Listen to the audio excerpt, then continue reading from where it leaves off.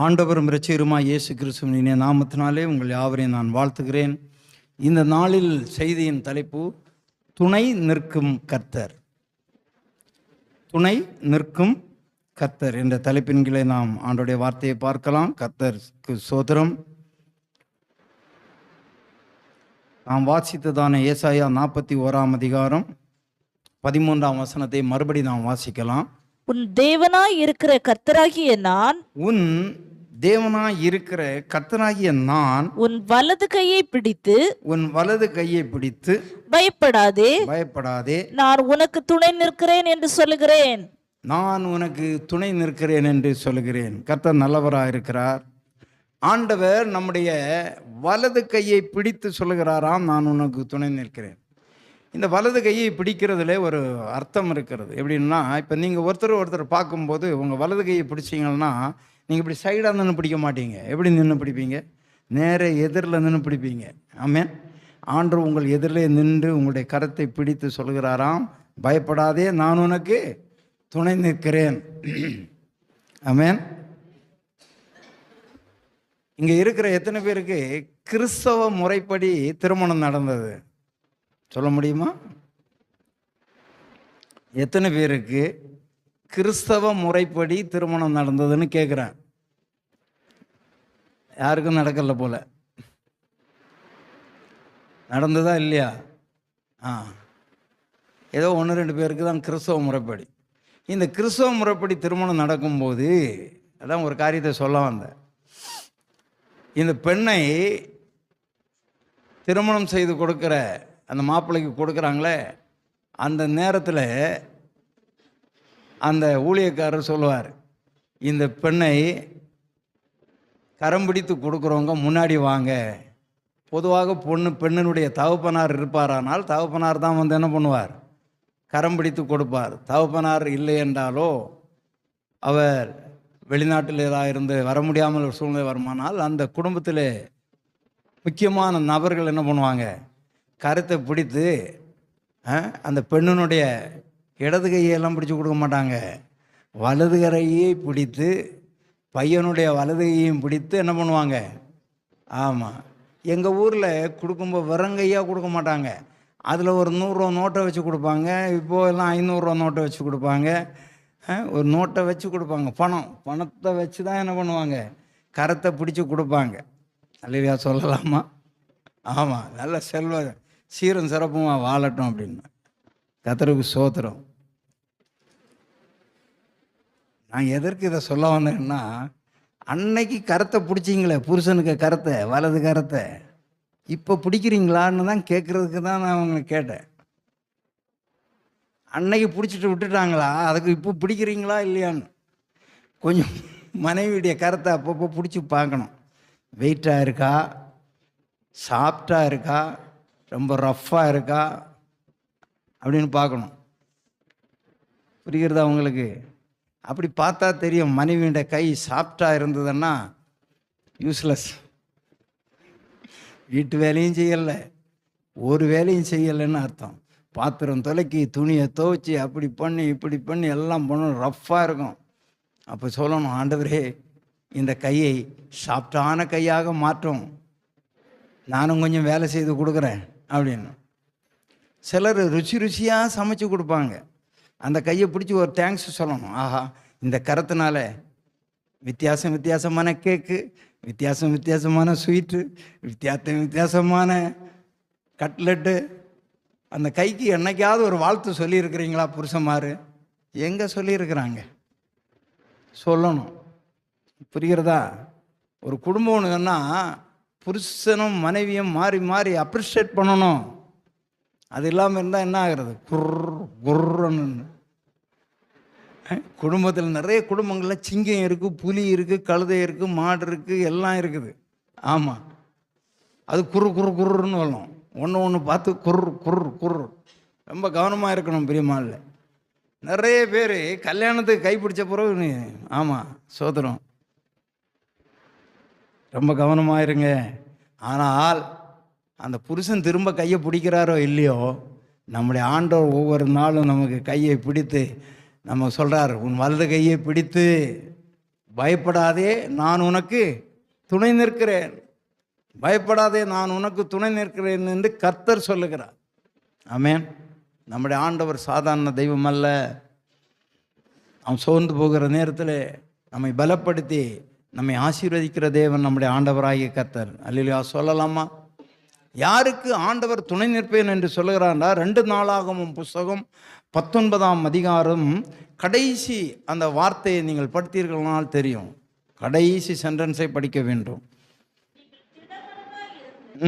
காரியங்களை நடத்துங்கள், உத்தமனுக்கு கர்த்தர் துணை என்றார். கர்த்தர் துணையாய் நிற்கிறார். அல்லேலூயா சொல்லலாமா? உத்தமனுக்கு கர்த்தர் துணையாய் இருக்கிறாராம். ஆமென். உத்தமனுக்கு கர்த்தர் துணை. இன்றைக்கு அவர் பல ஆட்களுக்கு பல விஷயத்தில் துணையாக இருந்தார். நான் அப்படி இன்றைக்கி சொல்ல வரல. யோசபாத்துக்கு ஆண்டவர் துணையாக இருந்தார், ஆசாவுக்கு துணையாக இருந்தார், எசேக்கியாவுக்கு துணையாக இருந்தார். இப்படி சொல்லிட்டே போகலாம். தாவீது போன இடங்களெல்லாம் ஆண்டவர் அவனை காப்பாற்றினார் என்று வேதம் சொல்லுகிறது. அப்படியானா தாவீதுக்கு ஆண்டவர் துணையாக இருந்திருக்கிறார், யோசேப்புக்கு ஆண்டவர் துணையாக இருந்திருக்கிறார், பவுலுக்கு ஆண்டவர் வழித்துணையாக இருந்தார்.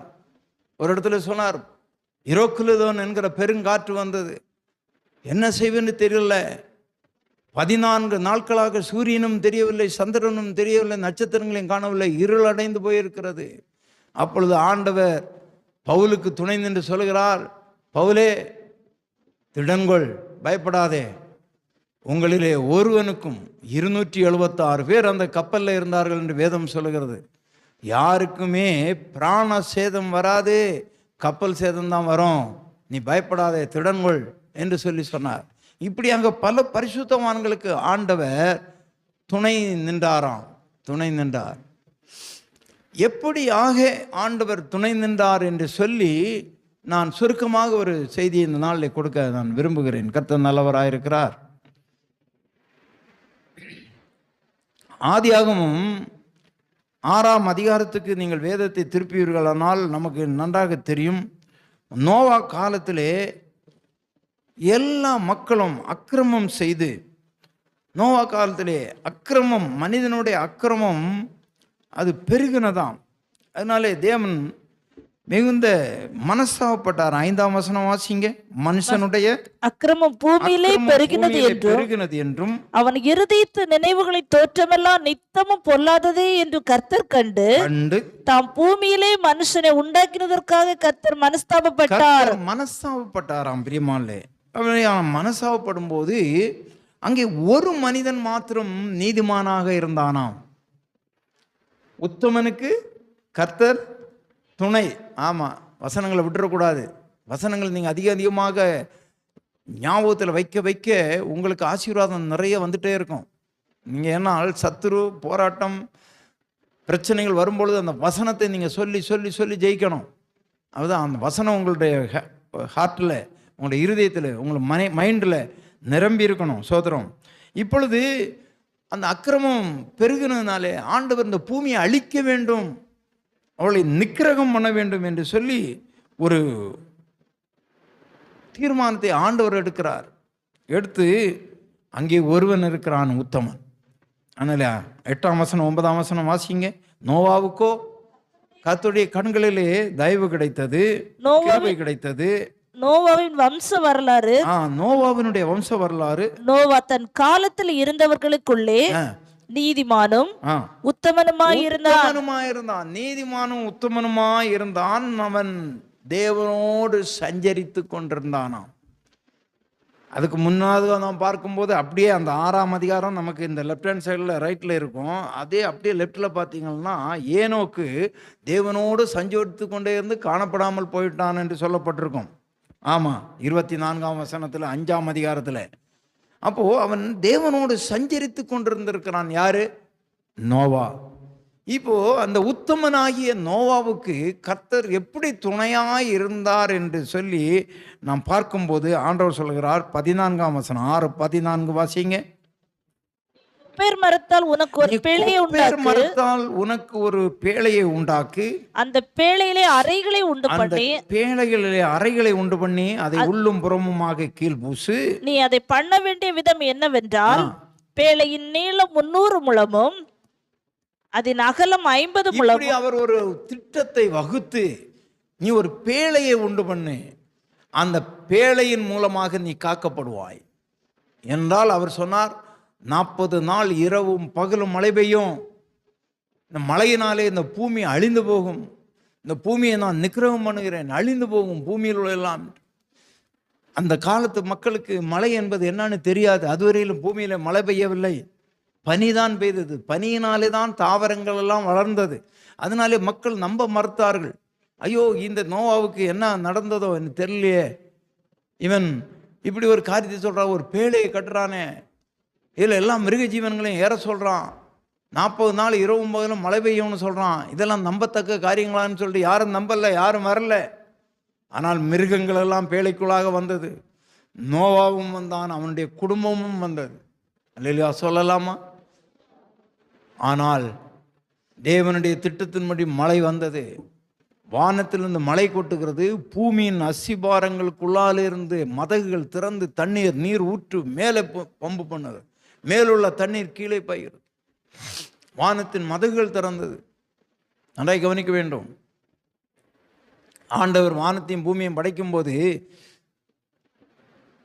ஆகாய விரிவுக்கு மேலே உள்ள தண்ணி கீழே உள்ள தண்ணி என்று நடுவில் ஒரு பெரிய சுவரை வைத்திருக்கிறார். உங்களுக்கு யாருக்கும் அது தெரியாது. அதனால் மேலேயும் தண்ணி இருக்கு.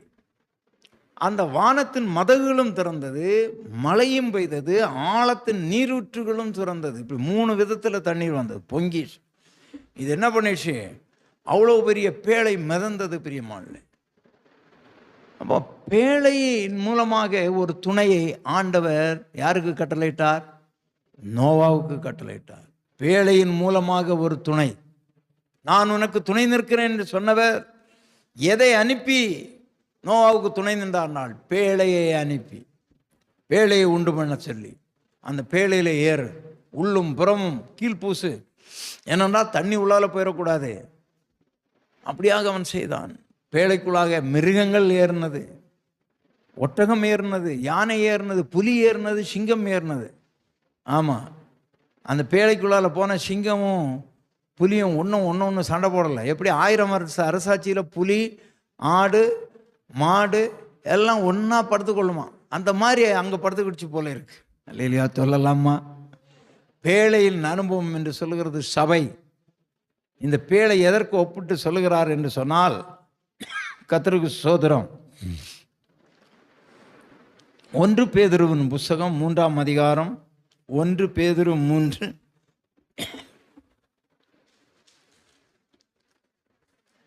20-21 வாசிங்க. அந்த ஆவிகள் பூர்வத்திலே நோவா பேழையை ஆயத்தம் பண்ணும் நாட்களிலே, ஆவிகள் பூர்வத்திலே நோவா பேழையை ஆயத்தம் பண்ணும் நாட்களிலே தேவன் நீடிய பொறுமையோட காத்திருந்த போது கீழ்ப்படியாமற் போனவைகள் அந்த பேழையிலே சிலராகிய 8 பேர் மாத்திரம் பிரவேசித்து ஜலத்தினாலே காக்கப்பட்டார்கள். ஜலத்தினாலே என்று சொல்லப்பட்டிருக்கிறது. மூல பாசையில ஜலத்தின் நின்று காக்கப்பட்டார்கள் என்று இருக்கும்.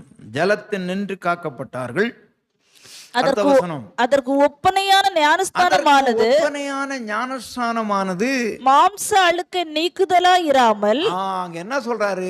ஞானஸ்தானம் எதற்கு எடுக்கிறாங்கன்னா குளிக்கிறதுக்கல்ல. நம்ம குளிக்கும் போது என்ன பண்ணுவோம்? மாம்ச அழுக்கை நீக்கிறதற்காக சோப்பு போட்டு நம்ம குளிக்கிறோம். அதற்காக ஞானஸ்தானம் அல்ல. தேவனை பற்றி நல் மனசாட்சியின் உடன்படிக்கையாய் இருந்து, நல் மனசாட்சியின் உடன்படிக்கையாய் இருந்து, இப்பொழுது நம்மையும் இயேசு கிறிஸ்துவனுடைய உயிர்த்தெழுதினாலே ரட்சிக்கிறது. அப்படியானால் எதற்கு ஒப்பனையான ஞானஸ்தானம்? பேழைக்கு ஒப்பனையான ஞானஸ்தானம். அல்லேலூயா சொல்லலாமா? அந்த பேழைக்கு ஒப்பனையாக ஒரு ஞானஸ்தானம். எப்படி உத்தமனுக்கு கர்த்தர் துணை நிற்கிறாரோ, அந்த துணை ஒரு பேழையின் மூலமாக துணை நிற்கிறார். அப்படியானால் இங்கே ஞானஸ்நானத்தின் மூலமாக துணை நிற்கிறார். அல்லேலூயா சொல்லலாமா? எனவே ஞானஸ்நானம் என்பது சாதாரண ஒன்றல்ல. ஞானஸ்நானம் கவனமாக எடுக்க வேண்டும். ஞானஸ்நானம் பேழையின் அனுபவம். அந்த பேழைக்குள்ளாக பிரவேசித்தவர்கள் காக்கப்பட்டார்கள். எனவே ஞானஸ்நானத்துக்குள்ளாக வந்தவர்கள் காக்கப்படுவார்கள். உலகம், மாமிசம், பிசாசு அவர்களை மேற்கொள்ளாதபடி ஆண்டவர் காக்கும்படியாக அந்த பேழையின் அனுபவம், அந்த பேழை என்கிற காரியத்தை அனுப்பி ஆண்டவர் துணை நின்றாராம். அல்லேலூயா சொல்லலாமா? கர்த்தர் நல்லவராயிருக்கிறார். பிரியமான தேவனுடைய பிள்ளைகளே, ஆமென். ஆண்டவர் துணை நிற்கிறவர். அழிவிலிருந்து எதற்கு துணை நிற்கிறார்? அழிந்து போகாதபடி. எல்லாரும் அழிந்து போனார்கள். ஆமா, அங்கே தான் வாசிக்கிறோம். அந்த ஆவிகள், எந்த ஆவிகள்? கீழ்ப்படியாமல் போன ஆவிகள், கீழ்ப்படியாமல் போன ஆவிகள். சோதரம். எனவே அன்பு தெய்வ பிள்ளைகளே, ஆண்டவராகிய தேவன் கீழ்ப்படிந்த 8 பேருக்கு ஒரு ரட்சிப்பை கொடுத்தார். அந்த பேழையினாலே காக்கப்பட்டார்கள். அந்த பேழை அவர்களுக்கு துணையாயிருந்தது.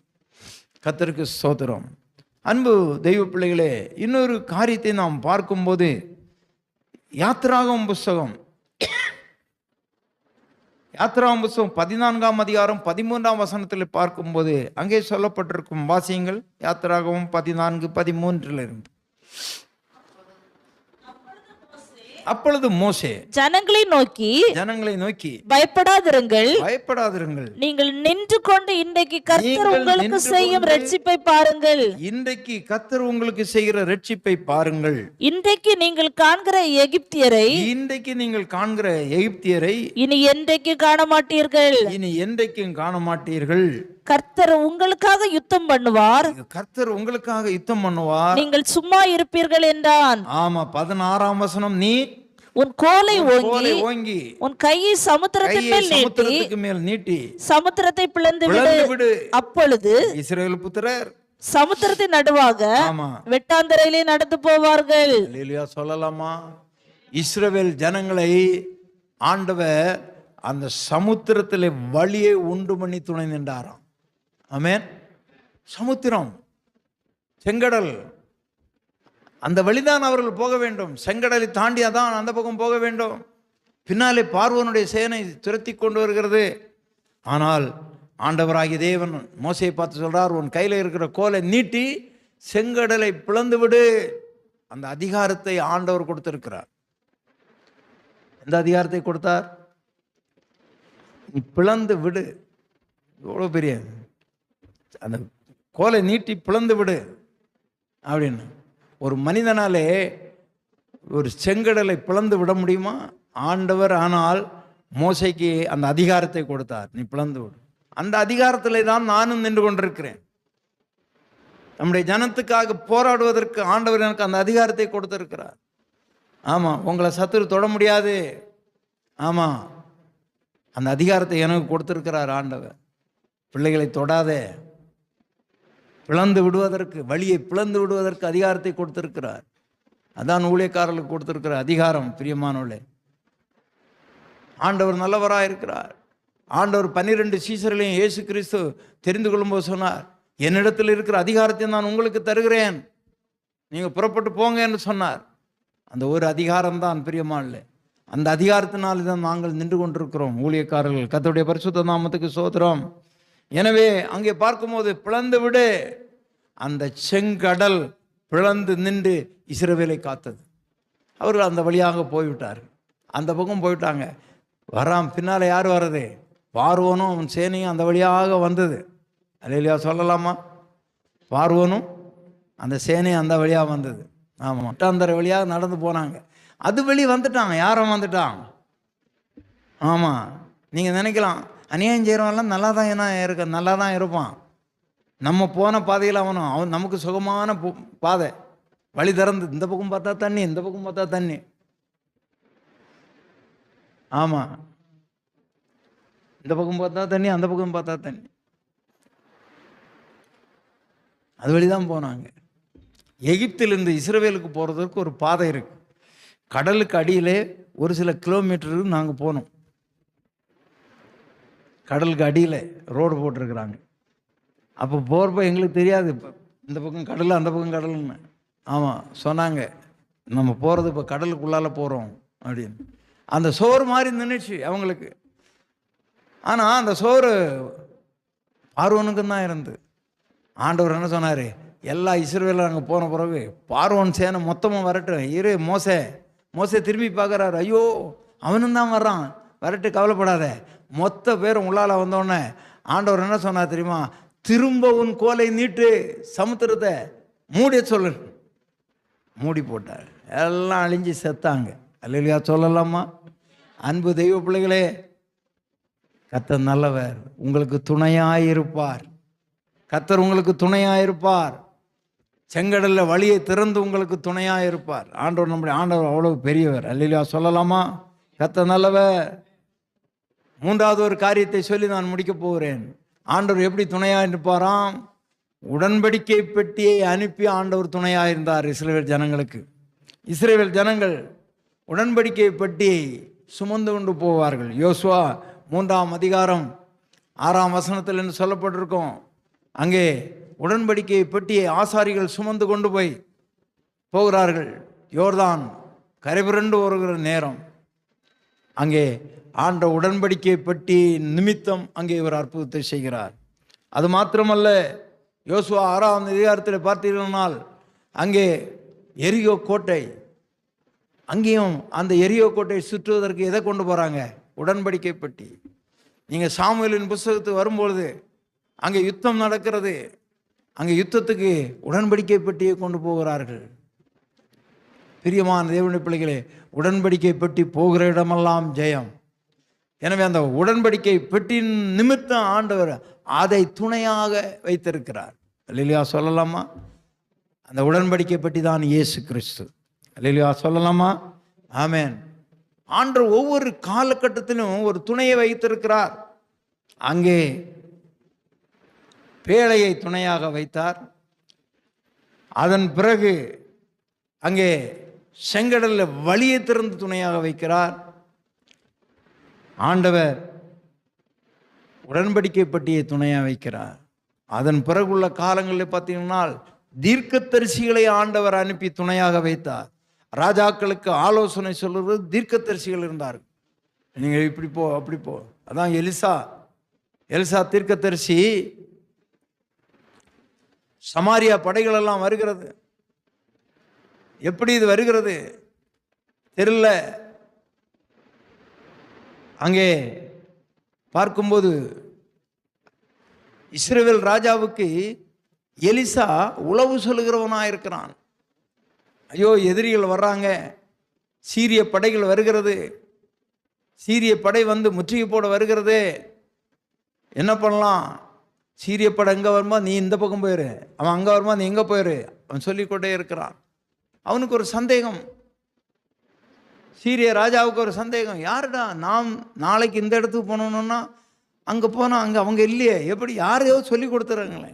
அப்போ சொல்கிறான், எலிசா என்கிற ஒரு தீர்க்கதரிசி இருக்கிறார் ஐயா, நாம் இங்கே அரண்மனையிலே பள்ளி வாசலில் பேசுகிறதான பள்ளி அறையிலே பேசுகிற காரியத்தை கூட அவன் அங்கே உட்கார்ந்துட்டு அவன் தெரிந்து கொள்கிறான், அதை ராஜாவுக்கு சொல்லி விடுகிறான் என்று சொல்லி. எனவே அன்பு தெய்வ பிள்ளைகளை, ஒவ்வொரு காலகட்டத்திலும் ஆண்டவர் துணை நிற்கிறார். உடன்படிக்கை பெட்டியை கொண்டு போனால் ஜெயம். ஆமாம், அப்படி இருந்தார்கள் ஒரு காலத்தில். இப்பொழுது தீர்க்கதரிசிகள் ஆலோசனை சொல்லுகிறார்கள், தீர்க்கதரிசிகளிடத்தில் கேட்கிறார்கள், தீர்க்கதரிசிகள் சொல்லுகிறார்கள், இதை செய், இதை செய்யாதே, இதை செய்யாதே. சாமுவேல் ஒரு தீர்க்கதரிசியாக இருந்தார். எனவே ஒவ்வொரு காலத்திலையும் இந்த காலம் என்ன? பரிசுத்த ஆவியானவர் உங்களோடு பேசி கொண்டிருக்கிற காலம். பரிசுத்த ஆவியானவரை நமக்கு அனுப்பியிருக்கிறார். இயேசு கிறிஸ்துடைய காலம் ஒன்று வந்தது. நம் பாவத்திலிருந்து ரட்சிக்கப்படுவதற்கு இயேசு கிறிஸ்துடைய இரத்தம் நமக்கு துணையாக இருந்தது. கவனிக்க வேண்டும் பிரியமாள், இயேசு கிறிஸ்துடைய இரத்தம். ஒரு காலத்தில் பழைய ஏற்பாட்டில் ஆடு மாடு கோழி புறா இவையெல்லாம் வெட்டி பலியாக இட்டார்கள். ஆனால் இயேசு கிறிஸ்து அதையெல்லாவற்றையும் தன்னுடைய சரீரத்தில் ஏற்றுக்கொண்டு அவர் பலியாக ஆனார். அவருடைய சரீரத்தினுடைய அந்த சரீரமாகிய திரை கிழிக்கப்பட்டது. அந்த சரீரம் கிழிக்கப்பட்டது. அதிலே ஒரு புதிய உடன்படிக்கை ஆண்டவர் ஏற்படுத்தினார். அவர் அந்த காரியத்தை செய்து முடித்து மரித்து அடக்கம் பண்ணப்பட்டு 3ஆம் நாள் உயிரோடு பரலோகத்துக்கு போய்விட்டார். இன்றைக்கு நம்மிடத்திலே துணையாய் நிற்பது பரிசுத்த ஆவியானவர். அல்லேலூயா சொல்லலாமா? எனவே பரிசுத்த ஆவியானவர் இன்றைக்கு நம்மோடு கூட இருக்கிறார். அவர் உங்களுக்குள்ளாக வாசம் பண்ணுகிறார், எனக்குள்ளாக வாசம் பண்ணுகிறார். இந்த பரிசுத்த ஆவியை நீங்கள் விட்டுவிடக்கூடாது. அதனால தான் பவுல் சொல்வார், பரிசுத்த ஆவியை அவித்து போடாதுங்கள், பரிசுத்த ஆவியை துக்கப்படுத்தாதிருங்கள். பரிசுத்த ஆவிக்குள்ளாக நீங்கள் இருக்க வேண்டும். பரிசுத்த ஆவியானவரை நீங்கள் விட்டுவிடக்கூடாது. உங்களது பரிசுத்த ஆவியானவருடைய காலம், பரிசுத்த ஆவியானுடைய காலம், பரிசுத்த ஆவியானவர்கள். அதோடு கூட ஆண்டவர் தூதர்களை அனுப்புகிறார். அது எல்லா காலகட்டத்திலும் இருந்தது. தூதர்களை அனுப்பி நம்மை பாதுகாக்கிறார், துணை நிற்கிறார். அல்லேலூயா சொல்லலாமா? அன்பு தெய்வ பிள்ளைகளை கவனமாக இருக்க வேண்டும். ஆண்டவர் நமக்கு தூதர்களை அனுப்புவார். நீங்கள் தூங்கும்போது தூதர்களை தரிசித்திருக்கிறீர்களா? நீங்கள் ஜெபிக்கும் போது தூதர்களை தரிசித்திருக்கிறீர்களா? சிலர் தூங்கும்போது யாரோ வெட்டுவதற்கு துரத்துவாங்க, ஓடுவாங்க ஓடுவாங்க ஓடுவாங்க. இந்த மாதிரி சொப்பனம் பார்த்து ஐயோ அலறி எழுந்துருவாங்க. அப்போ என்ன இல்லை, உங்களை காக்க தூதன் இல்லை. ஆமாம், யார் பேர்லையோ உள்ள வைராக்கியத்தில் படுத்து கிடப்பீங்க. அது அப்படி தான் வரும். பாம்பு துரத்துவது போல வரும். சிலர் யாரோ பிடிச்சி அமுக்குறது போல இருக்கும். இதெல்லாம் பிசாசின் காரியம். தூதன் உங்களை வந்து தேற்றட்டும். அல்லேலூயா சொல்லலாமா? தூதன் உங்களுக்கு நல்ல நித்திரையை தரணும், இன்பமான நித்திரையை தரணும். அல்லேலூயா சொல்லலாமா? அன்பு தெய்வ பிள்ளைகளே கவனமாக இருக்க வேண்டும். ஒரு காரியத்தை எனக்கு ஆண்டவர் கொடுத்தார். எப்படி என்றால், என்னுடைய கால் உடைந்து அந்த கால் ஆப்ரேஷன் பண்ணினார்கள். ஆப்ரேஷன் பண்ணும்போது எனக்கு மயக்க மருந்து கொடுத்தார்கள். அந்த மயக்க மருந்து கொடுக்கும்போது கொடுத்து என்னை தட்டுகிறார்கள். உணர்வு இருக்கா என்று. உணர்வு லேசாக இருக்கிறது. கொஞ்ச நேரம் போகிறது போது எனக்கு உணர்வே இல்லை. ஆப்ரேஷன் எல்லாம் அவர்கள் பண்ணியிருக்கிறார்கள். நன்றாய் கவனிக்க வேண்டும். அப்பொழுது எனக்கு ஒரு தரிசனம் என்னுடைய மைண்டில் ஓடிக்கொண்டிருக்கிறது. ஒரு சந்தன கலரில் ஒரு மேகமூட்டம், அதற்குள்ளாக நான் மிதந்து போய்கொண்டிருக்கிறேன். அது ஒரு இன்பமான ஒரு நினைவாக இருக்கிறது. எனக்கு ஒரு மகிழ்ச்சியாக இருக்கிறது. அதாவது சந்தன கலர் மேக கூட்டம், அதற்குள்ளாக நான் மிதந்து போய்கொண்டிருக்கிறேன். ஒரு அளவு கடங்காத மகிழ்ச்சி என்னுடைய மைண்டிலே ஓடிக்கொண்டிருக்கிறது. என்னுடைய ஆப்ரேஷன் முடிந்து அவர் என்னை ஒரு குறிப்பிட்ட நேரத்தில் தட்டும்போது எனக்கு உணர்வு வந்தது. டாக்டர் என்னோட உங்கள் பேர் என்னன்னு கேட்டார். என் பேரே சொன்னேன். அப்போ அவர் சரி தெளிவு ஆயிடுச்சு. அதன் பிறகு இந்த மயக்கம் மருந்து கொடுக்குறவங்களுக்கெல்லாம் இப்படி தான் இருக்குமான்னு எனக்கு தெரியாது. நான் ஒரு மெடிக்கலில் இருந்த ஒரு சகோதரியிடத்தில் கேட்டேன், எனக்கு மயக்க மருந்து கொடுத்த ஆப்ரேஷன் நடக்கும்போது எனக்கு இப்படி ஒரு அனுபவம் இருந்தது, அப்படி இருக்குமா என்று. அவர்கள் சொன்னார்கள், அப்படி இருக்காது, எந்த நினைவும் இருக்காது. உங்களை ஆண்டவர் அந்த அனுபவத்தில் கொண்டு போயிருக்கிறார். நீங்கள் ஒரு பெரிய தரிசனம் கண்டு நீங்கள் ஆண்டவருடைய மகிமையை நீங்கள் அனுபவித்திருக்கிறீர்கள் என்று சொல்லி. எனவே அன்பு தெய்வ பிள்ளைகளே, ஆண்டவர் நம்மளை எப்படி காக்கிறார் பாருங்க. அங்கே ஒரு மகிழ்ச்சி. எனக்கு காலை ஆப்ரேஷன் பண்ணிட்டு தொலை போட்டு ஸ்க்ரூ எல்லாம் பண்ணிட்டு இருக்கிறாங்க. இப்போது அந்த ஸ்க்ரூ இருக்கு. ஆனால் எனக்கு அங்கே ஒரு மகிழ்ச்சியான ஒரு அனுபவத்தில் ஆண்டவர் என்னை கொண்டு போனார். அவங்க சொன்னாங்க, யாருக்குமே இந்த அனுபவம் கிடைக்காது, கர்த்தர் உங்களுக்கு அந்த அனுபவத்தை கொடுத்துருக்கிறார். அல்லேலூயா சொல்லலாமா? ஆமென். கர்த்தர் பெரியவர், கர்த்தர் பெரியவர். ஆண்டவர் உங்களோடு கூட இருப்பார், உங்களுக்கு துணை நிற்பார். ஆண்டவர் நிச்சயமாக உங்களுக்கு துணை நின்று எல்லா சூழ்நிலையிலும் உங்களை ஆண்டவர் காத்து வழி நடத்துவார். ஆமென். நாம் ஜெபிக்கலாமா? எங்களை அதிகமாக நேசிக்கிற நல்ல தகப்பனே, உமக்கு ஸ்தோத்திரம். தேவன் நமக்கு அடைக்கலமும் பலனும் ஆபத்து காலத்தில் அனுகூலமான துணையுமாக இருக்கிறீர். ஆண்டவரே உமக்கு ஸ்தோத்திரம். ஆதி நாட்களிலே ஆண்டவரே நீர் பேழையை உண்டு பண்ண சொல்லி துணையாக இருந்தீர். இன்றைக்கு அது ஞானஸ்நானத்துக்கு ஒப்பாக இருக்கிறது. ஆண்டவரே ஸ்தோத்திரம். ஞானஸ்நானத்தின் மூலமாக நாங்கள் இன்றைக்கு காக்கப்பட்டு கொண்டிருக்கிறோம். செங்கடல் அனுபவம், வெட்டாந்தரையிலே இஸ்ரவேல் ஜனங்கள் நடந்து போனார்களே, அந்த ஜலமானது அவர்களுக்கு குவியலாக நின்றது. ஆண்டவர் அப்படிப்பட்ட ஒரு பாதுகாப்பை அவர்களுக்கு கொடுத்து வழிநடத்தினீங்கப்பா, ஸ்தோத்திரம். உடன்படிக்கை பெட்டி சுமந்து கொண்டு போன இடங்களெல்லாம் அவர்களுக்கு ஜெயம் கிடைத்தது ஆண்டவரே. உடன்படிக்கை பெட்டி இயேசுவுக்கு ஒப்பா இருக்கிறது. இயேசு கிறிஸ்து நீர் இந்த உலகத்துக்கு வந்தீங்க, விண்ணுலகத்தை விட்டு மண்ணுலகம் வந்து எங்களுடைய ரட்சிப்பை ஏற்படுத்தினீங்க. உங்கள் சரீரத்தை ஒப்பு கொடுத்தீங்க, பலியாக ஒப்பு கொடுத்தீங்க. அந்த இரத்த கோட்டைக்குள்ளாக, அந்த இரத்தத்துக்குள்ளாக எங்களுக்கு ஒரு துணை நின்றது. சாத்தான் எங்களை நெருங்க முடியாது. ஆண்டவர் அப்படிப்பட்ட காரியங்களை செய்திருக்கிறபடி ஸ்தோத்திரம். இந்த நாட்களிலே தீர்க்கதரிசிகள் மூலமாக ஆண்டவரே ஸ்தோத்திரம், ஒரு காலத்தில் தீர்க்கதரிசிகள் மூலமாக ராஜாக்களை வழி நடத்தி கொண்டு வந்தீங்கப்பா, ஸ்தோத்திரம். இன்றைக்கு பரிசுத்த ஆவியானவர் எங்களோடு கூட இருந்து வலது இடதுபுறம் சாயும் போது வழி இதுவே, இதிலே நடவுங்கள் என்கிற சத்தம் உங்களுக்கு காதுகளில் கேட்கும் என்று சொல்லி இருக்கிறீங்கப்பா. அந்த வார்த்தைகளுக்காக உமக்கு ஸ்தோத்திரம். பரிசுத்த ஆவியானவரின் சரியான பாதையில் எங்களை நடத்தி செல்லும். நீர் எங்களோடு கூட இரும். நான் உன்னை விட்டு விலகுவதும் இல்லை, கைவிடுவேன் சொன்னீர். ஆண்டவராக இயேசுவே, நீங்கள் சொன்னீங்க, இதோ உலகத்தின் முடிவு சகல நாட்கள் நான் உன்னோடு கூட இருக்கிறேன், உன்னை விட்டு விலகுவதும் இல்லை, கைவிடுவேன்னு சொன்னேன். ஆண்டவராய் கர்த்தர் ஒவ்வொரு பிள்ளைகளுக்கு நீர் துணை நிற்பீராக. இந்த வார்த்தையை எந்தெந்த சூழ்நிலையில் இருந்து கொண்டு கேட்டுக்கொண்டிருக்கிறார்களோ அந்த சூழ்நிலையில் எல்லாம் ஆண்டவரே, ஒருவேளை ஹாஸ்பிட்டலில் மரண படுக்கையில் இருந்து கொண்டு அவர்கள் கேட்கலாம். ஆண்டவர் அவர்களோடு கூட பேசும், இடைப்படும் அப்பா. அவர்களுக்கு துணை நில்லும், துணை நில்லும். எந்த சூழ்நிலையில் நீ துணை நிற்கிற தேவன். ஆண்டவரே இறங்குவீராக. பிள்ளைகளோடு கூட இரும், அவர்களோடு கூட இருந்து பெரிய காரியங்களை காண செய்யும். ஆசீர்வதிக்கிறேன், வாழ்த்துகிறேன். துதிகன மகிமையாவது எடுத்துக்கொள்ளும். இப்போ இயேசுவின் ஜெபிக்கிறான் இருக்கின்ற பரலோக பிதாவே, ஆமென்.